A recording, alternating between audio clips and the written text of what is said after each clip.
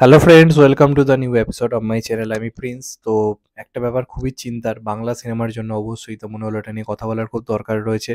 এবং এটা খুব খুব খুব খুব মানে খারাপ একটা ব্যাপার কোথাও গিয়ে।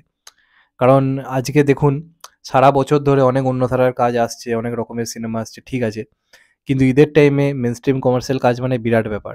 আজকে জিদ্দা ঈদে আসছে না, দেবদা ঈদে আসছে না, বা অপরদিকে আরও কোনো বড় নাম কেউ ঈদে আসছে না।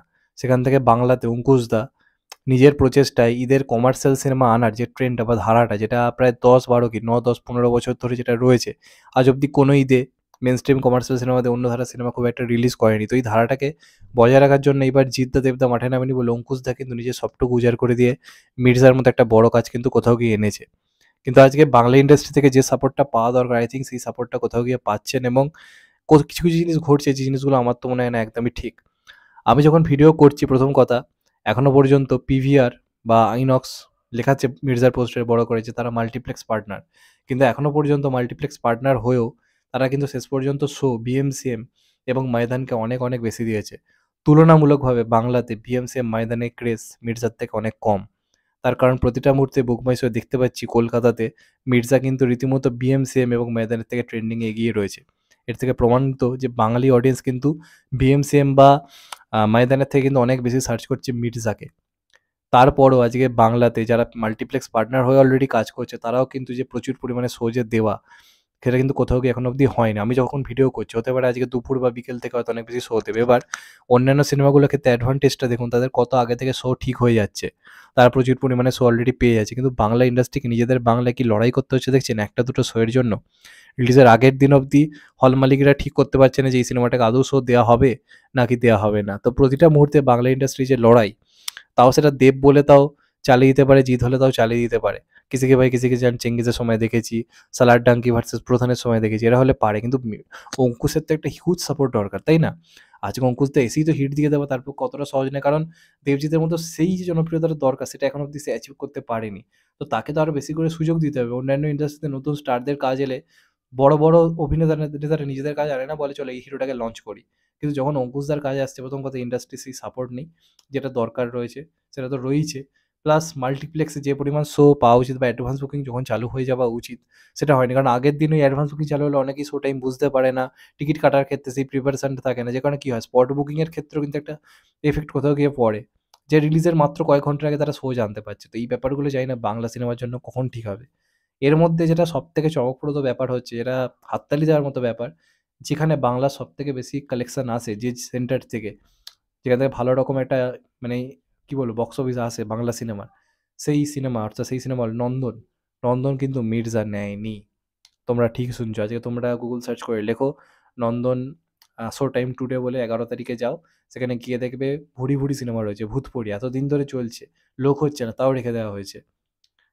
তো বুঝতে পারি না মানে কি, মানে একটা ঈদের মরশুমে কিছু অডিয়েন্স রয়েছে যারা কিন্তু নন্দনে কম টাকায় সিনেমা দেখতে প্রেফার করে।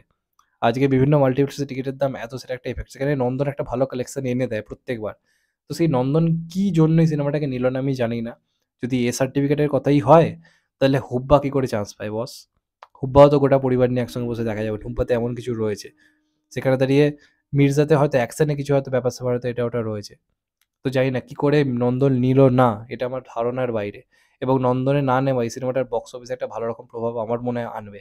অন্ততপক্ষে প্রথম সপ্তাহে তো অবশ্যই। কারণ ঈদের টাইমে ওই চত্বরে প্রচুর পরিমাণে একটা ভিড় থাকে। সেই অডিয়েন্সটা কোথাও গিয়ে কিন্তু হারালো। এবার মাল্টিপ্লেক্সের ওপর পুরোটা নির্ভর হয়ে যাচ্ছে। একটা নন্দন থাকলে কি হয়, এই যে প্রধান বলি বা বাঘাযতীন বলি, এই সিনেমাগুলো কি হয় যে মাল্টিপ্লেক্সের পাশাপাশি নন্দন থেকেও একটা হিউজ কালেকশন আছে বলে কিন্তু তারা ভালো জায়গা থেকে পৌঁছচ্ছে। ধরুন 'দশম অবতার'। কিন্তু এই সিনেমাটা যে নন্দন পেল না, এটা একটা বিরাট বড় লস। নন্দন থেকে প্রত্যেকবার বাংলা সিনেমার একটা ভালো রকম কালেকশন আসে।